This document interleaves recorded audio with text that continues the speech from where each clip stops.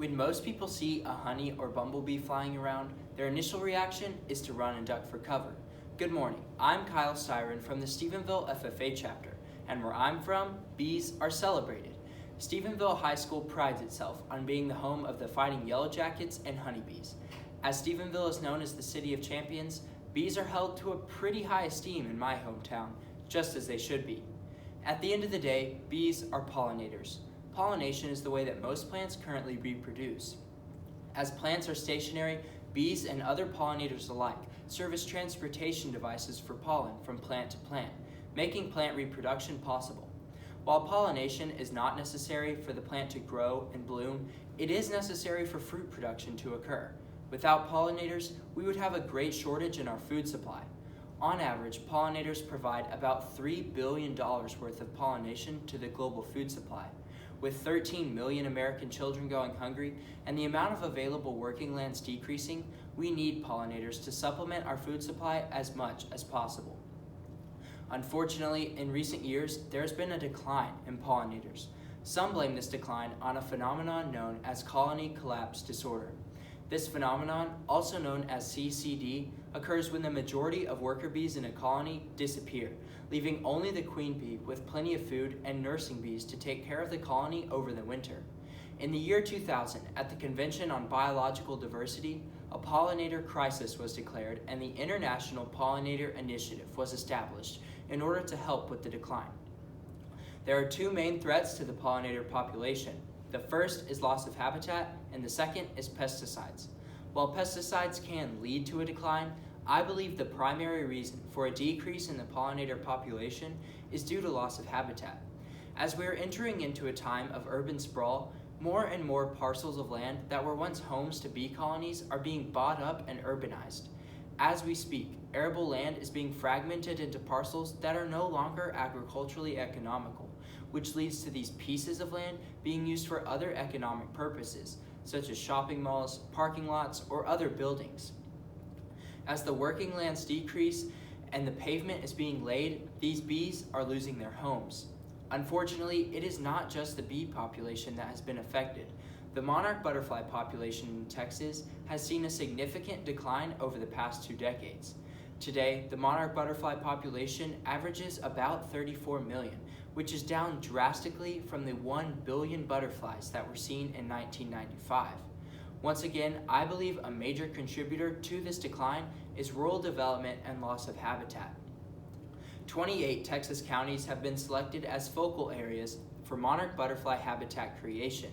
The Texas Soil and Water Conservation Districts are partnering with these counties and others across the state of Texas to develop butterfly habitats in order to increase their population. Pollination is the most viable and single most important ecosystem service and is necessary for 60 to 70% of all plant species. Additionally, pollination is needed for about 35% of the global food crop production. In recent years, it is estimated that CCD has caused the decline in the pollinator population by almost 50% in most places in America. If this were to continue, we could see up to an 8% drop in our global food supply. Bees and other pollinators are vital in keeping the agriculture industry thriving. Most of us have heard the phrase, if you have eaten today, thank a farmer. Well, I believe if you have eaten today, you should also thank a pollinator.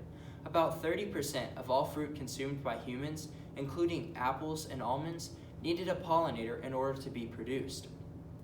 Pollinators also contribute to the production of feed crops, such as alfalfa, meaning a decline in pollinators could affect some of your favorite animal-based products, such as beef and milk.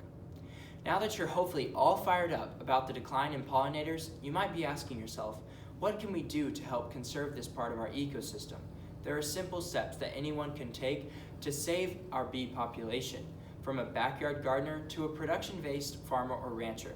The first step is providing a habitat. This can be done in your very own backyard by planting a bee-friendly crop, such as a large flowering type plant.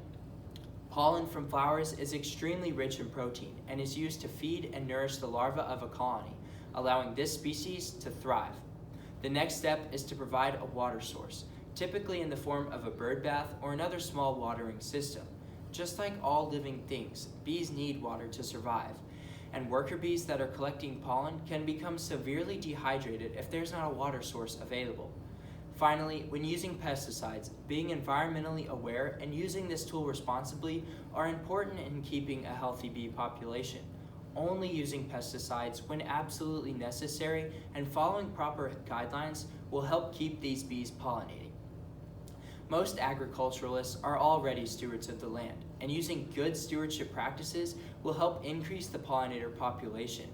Keeping land viable and avoiding fragmentation will help provide habitats that these pollinators can thrive in. The Texas Soil and Water Conservation Districts are already working hand in hand with producers as well as city and county officials to implement more sustainable practices that will lead to pollinator conservation.